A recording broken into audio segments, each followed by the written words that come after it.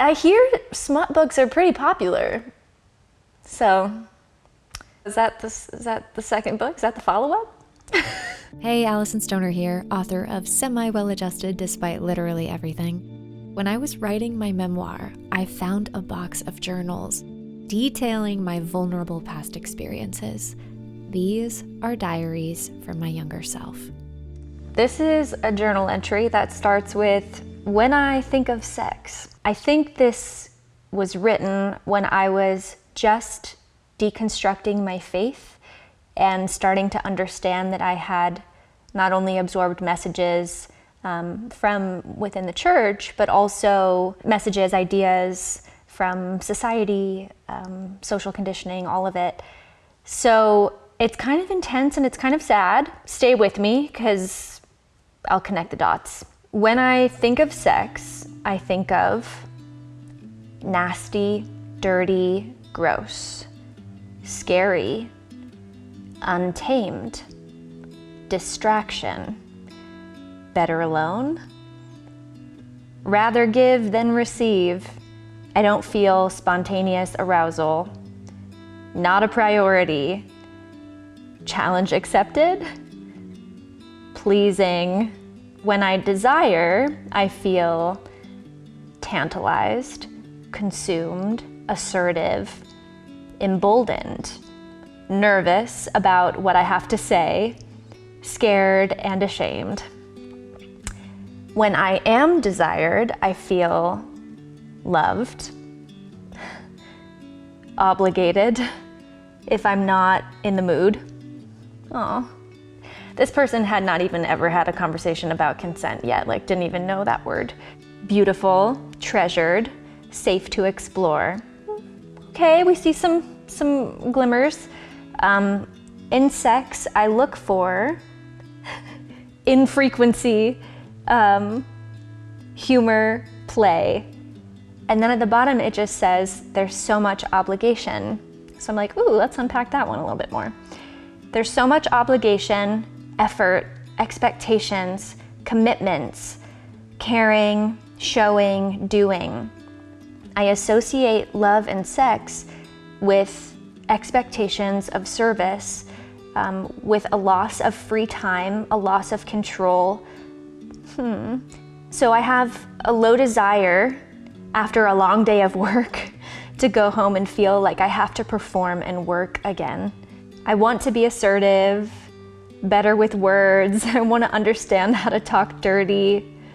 And then this thing here says, write a nasty song, touch myself the whole time. Wow, we wanted something, we just didn't know how to get there. So there's a lot in here, and just hearing that I had so much fearfulness and shame connected to sex, just flat out, like, you know, I thought that any kind of self-pleasure was sinful and sending me to hell, for one, so that I needed to reprocess. I associated it with like just giving, and not actually being a mutual exchange. It was just another method of giving of myself for someone else's pleasure. And so I had never heard about like having conversations with a potential lover and, you know, saying like, what do you like? What do you enjoy? Like, I had never asked myself those questions. It was just, what is the other person like? Which of course, like, you know, can rob both people or all people in the experience. I was more accustomed to being in a performer mindset. And so it would be several years before I felt, I think, truly vulnerable with a partner.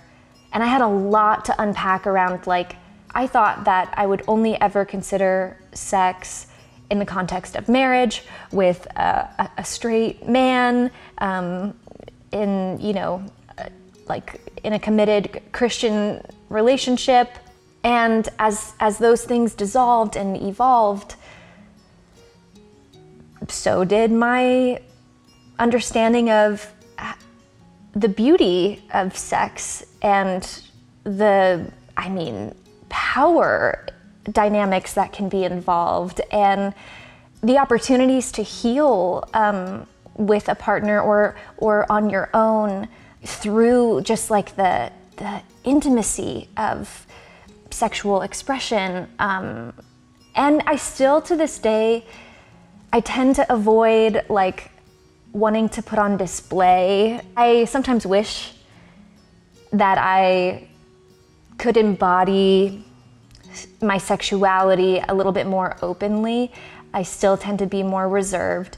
And then, you know, like the joy of that is when you finally feel safe with a partner, then you're like, okay, you know, let's actually like show everything, share everything, give everything, explore anything. Just like going out, dressing up and feeling sexy, I don't make time to like access that energy much. So that would be something I'd actually look forward to. And I think it's essential. It's a core part of my healing journey. Sex is like, it's tied to politics, it's tied to systems, it's tied to a lot of things. So there's a deep opportunity for liberation, for healing. But you know, all these buzzwords aside, yeah, I think reading this, I'm like, oh yeah, you were just still so afraid of what pleasure would unlock because it feels untamed and you don't know what it's like to be out of control because I was so, you know, tight-knit, or not tight-knit, but like wound up. Grateful to say that now, I mean, I think of the like range of experiences that I've had that have been so enriching, so special, so healthy, and whole, and creative. I wish for more experiences like that. And in terms of like queerness and queer identity, not that anyone asks, but I will say, I find that the more someone has deconstructed, you know, all of these things and they're like open to exploring who they are as a human, I found that it creates like the most fun and we'll say flavorful intimate interactions, because you're kind of like letting go of all of the norms and expectations and you're just like freely exploring and discovering in the moment, co-creating something special. I talk about one of my first experiences of queer love in the book, and I also, if you make it all the way to the end, I also talk about reconnecting with my own body and my own pleasure. When I reread that section for the audiobook, I was like, wait a second, is this erotica? Is this a different genre? But I share what it was like to tap into new parts of who I am with a queer partner. So if you want some juicy details, check out Semi Well Adjusted, despite literally everything.